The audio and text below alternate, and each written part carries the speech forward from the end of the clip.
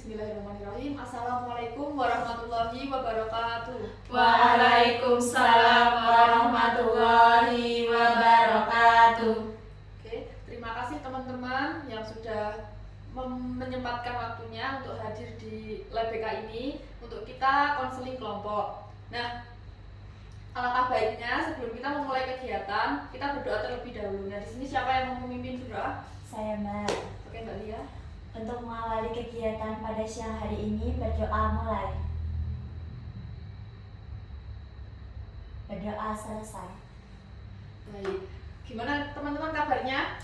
Alhamdulillah baik Mbak. Sudah pada makan siang? Sudah istirahatkan? Sudah Mbak. Oke. Nah, teman-teman sudah ada yang tahu belum? Kali ini kita mau ngapain? Sudah. Konseling kelompok. Nah, ya konseling kelompok. Ada yang tahu konseling kelompok itu apa? Kita akan membahas suatu permasalahan begitu Mbak dan mengentaskannya. Nah, betul sekali teman-teman. Jadi konseling kelompok ini kita akan membahas suatu permasalahan yang terjadi pada teman-teman yang menggunakan dengan dinamika kelompok. Nah, tujuannya kita akan mengentaskan suatu permasalahan yang terjadi pada teman-teman seperti itu. Nah, di dalam konseling kelompok ini juga terdapat beberapa asas. Yang pertama asas keterbukaan. Jadi nanti teman-teman semua saya harapkan untuk terbuka dalam menyampaikan pendapat, dalam menyampaikan permasalahan yang sedang dihadapi. Yang kedua ada asas kerahasiaan. Jadi apapun yang terjadi dalam proses konseling kelompok ini, saya harap kalian bisa menjaga dengan baik dan tidak menyebarluaskan di luar sana. Nah, di sini sebelum kita memulai kegiatan, saya mempunyai permainan yang namanya kartu truth or dare. Tapi yang biasanya kan kartu truth or dare itu kita pakai dadu atau apa buat membukanya. Nah, di sini ada kertas yang saya beri nama ciu-ciu. Karena ini kan gini ya mainnya. Nah, cara bermainnya nanti kalian pimpa. Nah, nanti siapa yang menang itu yang main pertama. Nah, bisa dimulai teman-teman. Hom limpalai hom gambreng, gambreng, gambreng. Ya. Nanti udah terus apa? Nah, nanti cara bermainnya kan ini begini loh. Nanti kamu bilang stop gitu lah. Nanti apa keluar. Bisa dimulai sekarang Mbak Dea? Di sini ada nomor 3, nomor 4, nomor 7 sama nomor 8. Milih Mbak. Iya. Nomor 7. Oke. Nah, dapat terus. Jadi ini bisa milih ini Mbak Dea, ambil bebas. Dibuka Mbak. Ya, langsung dibaca. Pernah pura-pura ngerti sesuatu padahal nggak ngerti sama sekali. Pernah. Apa itu maksudnya? Apa ya? Kayak gini loh Mbak, kayak tugas gitu kan. Misal tugas A gitu. Dosen menjelaskan tugasnya tuh ini. Nah, saya tuh iya, tapi nanti saya tanya dulu ke teman, padahal saya tuh nggak tahu apapun itu tugasnya tuh. Oh iya, nanti tanya aja gitu Mbak. Jadi iya gitu. Pura-pura tahu ya. Iya, tahu. Mbak, iya. Itu enggak apa-apa. Yuk lagi. Gimana? Ya, Hom semua. hom limpalai hom gambreng, gambreng. Iya. Yuk, terus kok Stop. ya, sama lagi 3, 4, 7 sama 8. 3. Oke. Terus lagi. Ini ya. Apa sih Bapak? Enggak sih. Kalau harus hidup di dunia kartun, kamu pilih jadi siapa? Saya pengen menjadi Kak Ros. Kenapa itu Kak Ros? Karena yang pertama saya suka rumahnya, terus galaknya itu hebat banget Kak Ros, sama dia deket sama Abang Is. Itu Mbak, pengen jadi Kak Ros. Jadi Kak Ros ya. Nah, ini gimana teman-teman biar adil? Mbak Dia boleh menunjuk satu temannya. Nanti gantian yang Iya. Mbak Afika. Oke. Yuk, stop. Sama 3, 4, 7, 8. 8. Terus langsung harus ini silat juga sih. Pernah nggak ngomong sendiri terus ketahuan orang? Pernah Kayak itu belum lama ini sih saya kayak nggak terus ada orang tapi kan gitu ya saya malu kayak orang gila ya. boleh tunjuk temannya mbak Apil. stop 7, 8, 3 dan 4 der yuk. Apa nama panggilan paling aneh yang pernah kamu dapat? Waktu dulu SMP saya pernah mendapat nama panggilan Gonteng. Kok bisa? Katanya kan Gonteng itu kan semut toh, Mbak. Iya. Terus semutnya tuh warnanya merah. Jadi kalau dulu tuh saya misal kepanasan tuh mesti mukanya merah semua. Makanya kayak Gonteng. Itu gimana perasaannya Mbak Apil dipanggil Gonteng? Ya awalnya aneh nggak sih, soalnya aku nggak merasa kalau aku tuh seperti Gonteng gitu. Terus ya udah aja menerima sih, ya lucu-lucuan aja. Gonteng. Gonteng. Mbak Gonteng. Ya aku milih yang keren kali ya. Yuk, Mbak Lia. Stop. Ada nomor 1, nomor 2, nomor 5 sama nomor 6. Nah, 1, bantu sadar.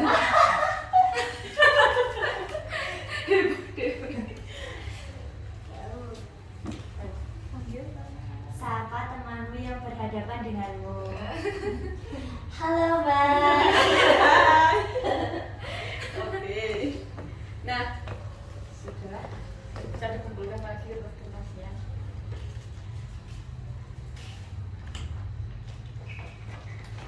Nah, tadi kan kita sudah melakukan permainan biar kita tuh lebih lebih semangat lagi. Nah, di sini teman-teman sudah siap buat mengikuti kegiatan ini? Siap. Nah, kalau teman-teman bisa ikuti saya, tangan kanan di dada sebelah kiri. Saya berjanji untuk terbuka dan jujur selama kegiatan ini berjalan. Dan saya akan menjaga rahasia terkait informasi apapun yang ada dalam kegiatan ini. Oke teman-teman, di sini ada surat pernyataan persetujuan atau informed consent yang berisi tentang pernyataan-pernyataan yang nanti kalian bisa tanda tangani. Nah, boleh dibaca dulu teman-teman.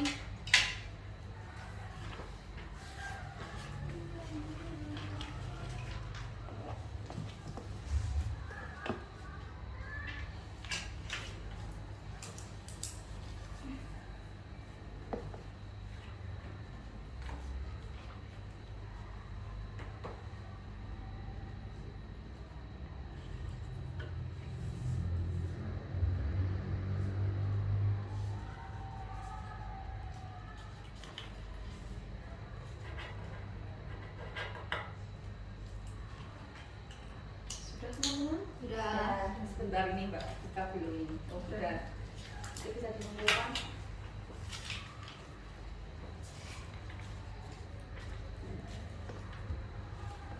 Baik teman-teman, seperti yang sudah dijelaskan tadi bahwa tujuan konseling kelompok ini untuk mengentaskan suatu permasalahan yang terjadi pada teman-teman. Nah, di semester ini kan pasti kalian banyak tugas ya. Iya, Nah, itu kan juga sangat berpengaruh ya pada minat belajar kalian.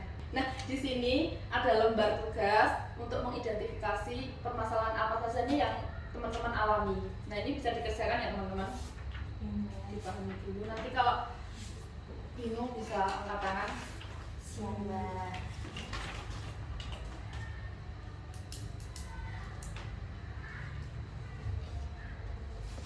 Ini diisi sekarang Mbak. Iya.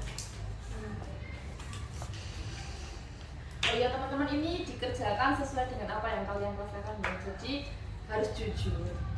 Nah, siap.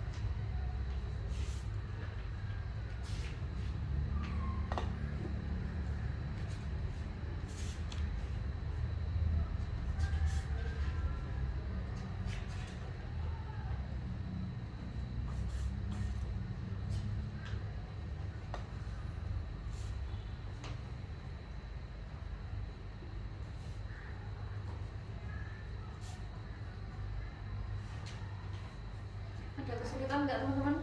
Belum Mbak.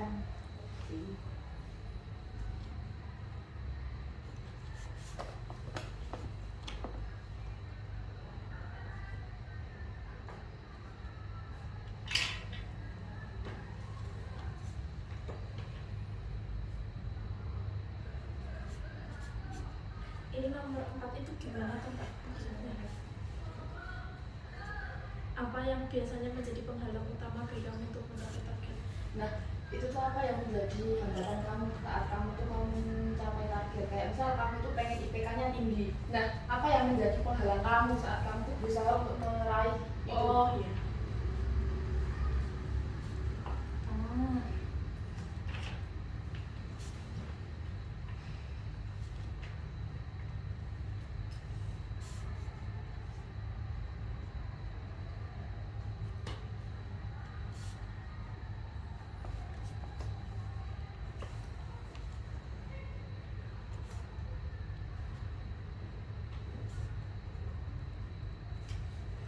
Maaf Mbak. Ya, Tadi gimana, Mbak apa Lia? nama?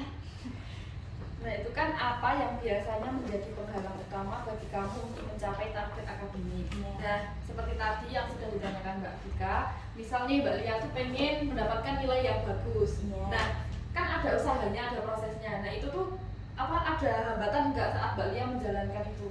Kayak belajarnya itu ada hambatan nggak atau apa gitu? Oh.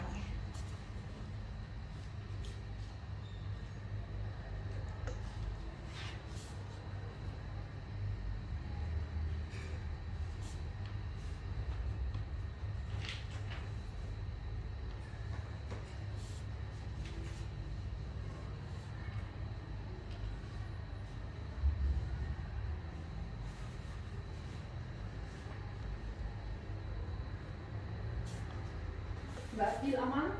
Aman Mbak. Mbak Dia aman? Aman Mbak. Mbak Lia juga aman? Aman Mbak. Mbak Vika aman? Aman. Aman kok.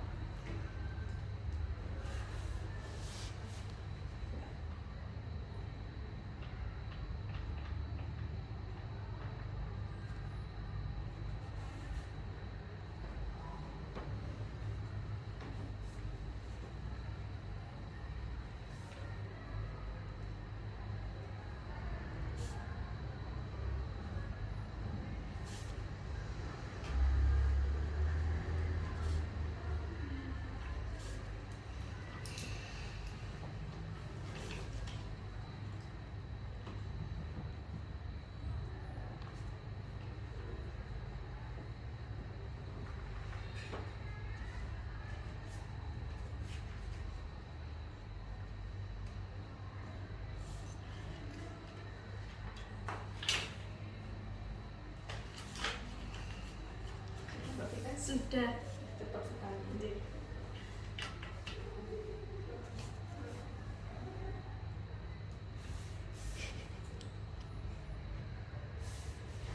Sudah Mbak Adil? Sudah. Tunggu temannya ya. Oke. Semua teman-teman?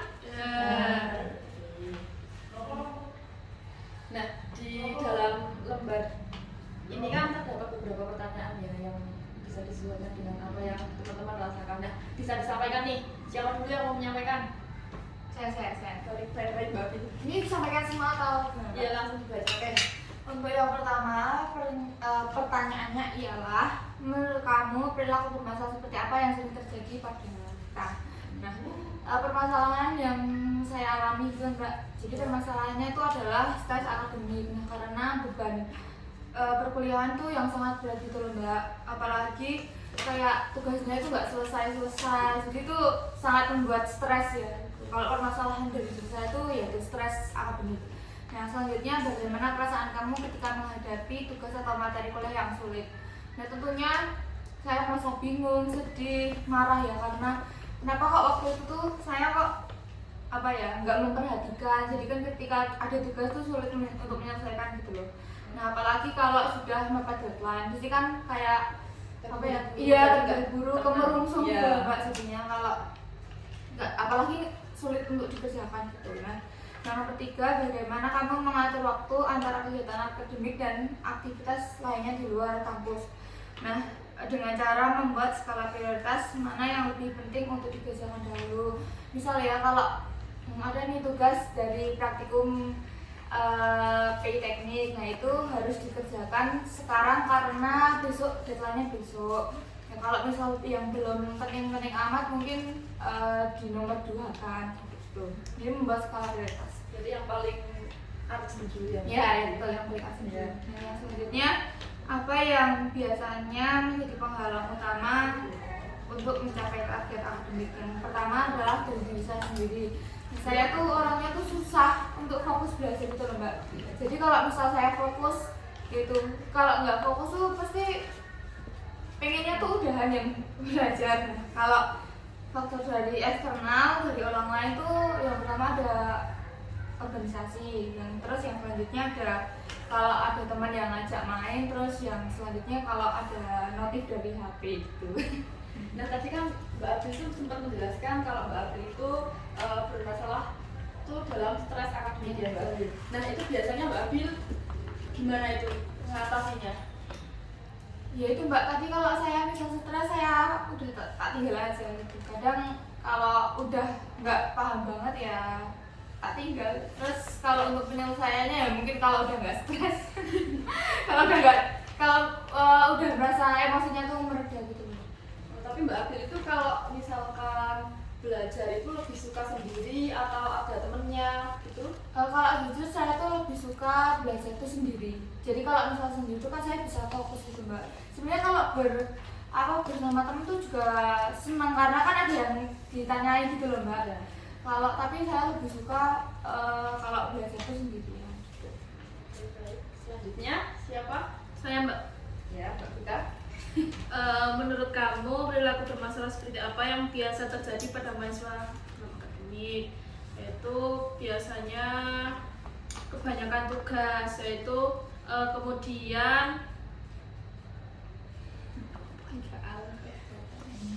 kemudian tidak mengerjakan dan tugas itu menjadi menumpuk seperti itu. Biasanya masalahnya itu pada malas gitu.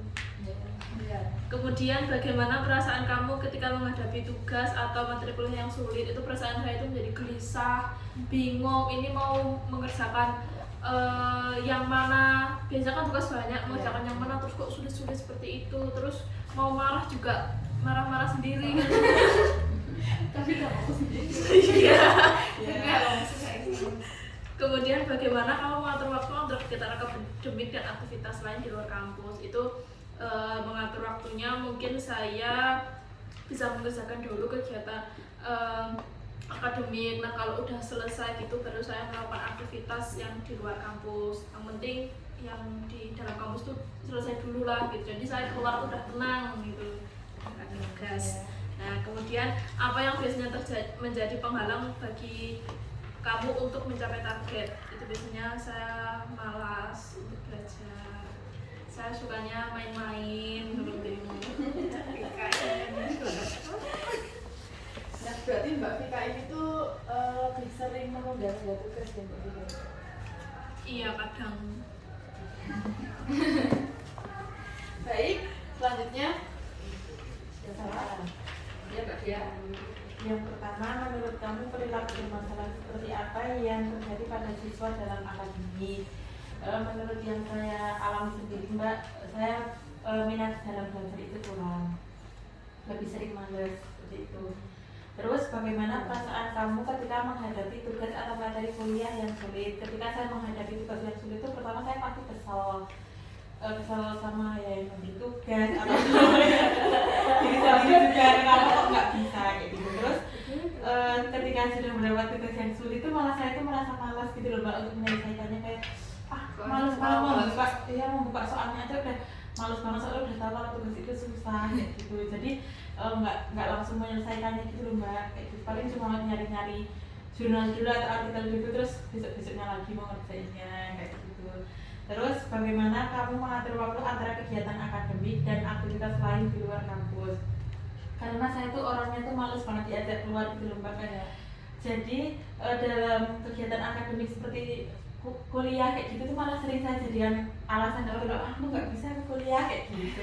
Soalnya itu jadi, soalnya saya malas gitu loh Mbak kalau ada yang ngajak ayo main kayak gitu, saya sering nggak bisa ada kampus kayak gitu, jadi malah sering tak jadiin alasan kayak gitu.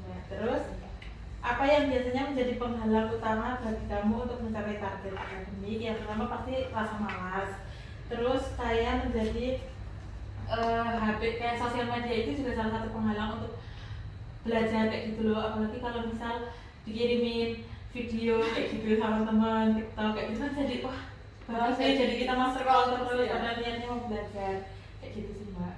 Oke. Tadi kan Mbak dia kan menyebutkan kalau apa ya ini perasaan menghadapi ini apa namanya tugas materi yang sulit. Nah itu tuh Mbak dia udah berusaha kayak mencari apa ya jawaban atau tanya sama temen gitu gimana? Saya pernah kesulitan banget gitu Mbak, terus tanya temen itu apa sih yang harusnya dicari, kata kunci yang harus dicari itu apa, soalnya bener-bener susah banget itu loh Mbak tugasnya. Terus tanya-tanya teman, ketemu nggak sih judulnya, kok aku nggak nemu ya, jadi itu kesel banget Mbak jadinya.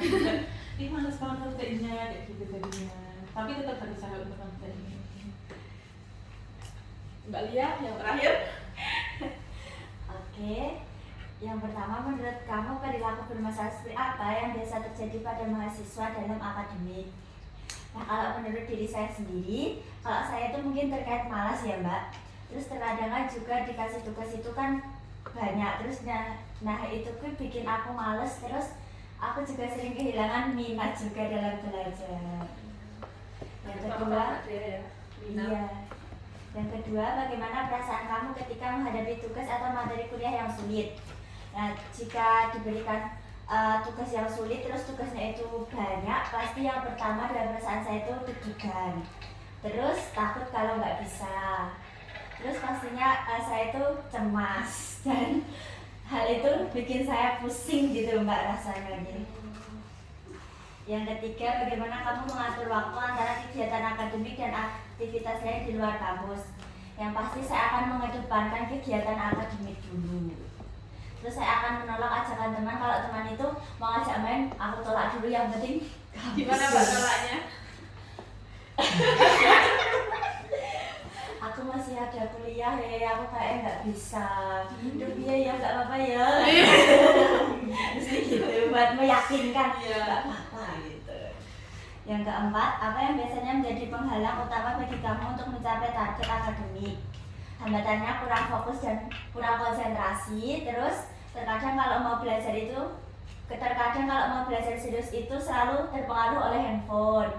Terus rasa malas, minat yang kurang, dan motivasi yang kurang itu menjadi penghalang. Nah, selain handphone dan yang lainnya yang mengganggu konsentrasi Mbak Lia itu apa ya? Terkadang tuh ini ya Mbak, kan biasanya kan kalau aku ngerjain tugas itu sukanya kalau nggak hari Sabtu atau hari Minggu. Nah biasanya hari Sabtu itu kisah rapat Karang Taruna itu. Nah saya tuh selalu males untuk undangan, males gitu Mbak. Jadi saya tuh itu penghalangnya terkadang. Oke. Baik teman-teman, bisa dikumpulkan kertasnya.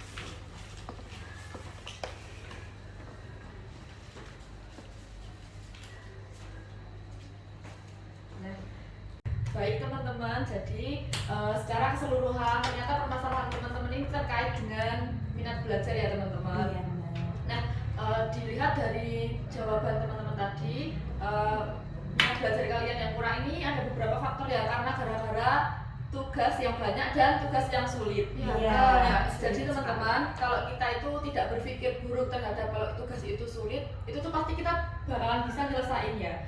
Dengan buktinya tuh kita sudah sampai di semester ini, kan semester yang sebelumnya kan tugasnya juga sulit-sulit ya teman-teman. Nah tapi kita tuh harus yakin dengan diri kita sendiri bahwa kita tuh bisa menghadapi situasi yang sulit ini. Nah teman-teman, di sini ada kertas. Nah ini kalian tuliskan kata-kata penyemangat, kata-kata motivasi yang seumpama nih kalian itu tuh baca kata-kata itu, kalian tuh jadi apa ya, semangatnya tuh langsung wah gitu loh, langsung ya seperti itu. Nah, langsung level up. Bisa dituliskan. Nanti setelah ditulis bisa digulung ya teman-teman. Oke Mbak. Ayo. Kata-kata semangat ya Mbak ya. Ya semangat buat belajar, semangat buat yang penting semangat.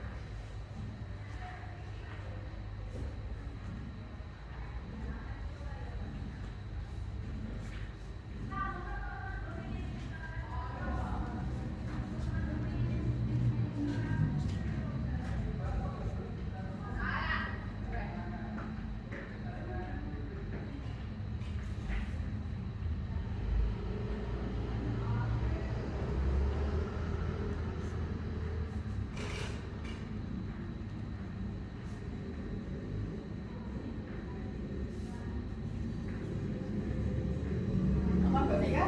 Aman sekali, Mbak. Cek. Aman ya teman-teman? Bisa semua?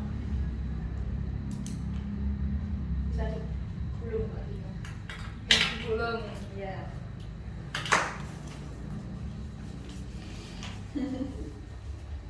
Ya digulung.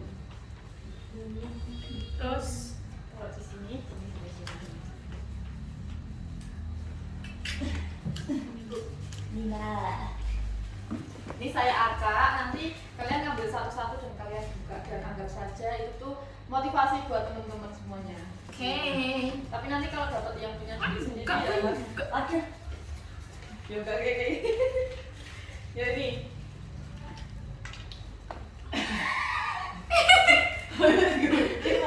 Ini bisa dibaca dari siapa? Saya Mbak ya. Akan kuhadapi kuliah, tugas dan hey. Dan itu dan itu asalkan support sistemnya itu ibu saya. Selanjutnya Mbak April. Oke. Aku harus semangat, kuat, kokoh demi masa depan. Be happy. Tepuk tangan. Itu Mbak Dea. Saya. Hidup bukan berarti menunggu badai reda, namun bagaimana cara kita menari di bawah hujan. Roll. Roar gitu, roar. Ya Mbak Lia. Jangan putus asa. Ingat kamu duduk di bangku kuliah ini tidak mudah. Oh tidak murah. Banyak pengorbanan yang dilakukan ibu untuk bisa membawa sampai saat ini. Ya. Nah, teman-teman jadi anggap saja kertas ini yang berisi tulisan kata-kata itu dapat memotivasi kalian agar minat belajar kalian itu tuh lebih meningkat gitu teman-teman. Nah, baik.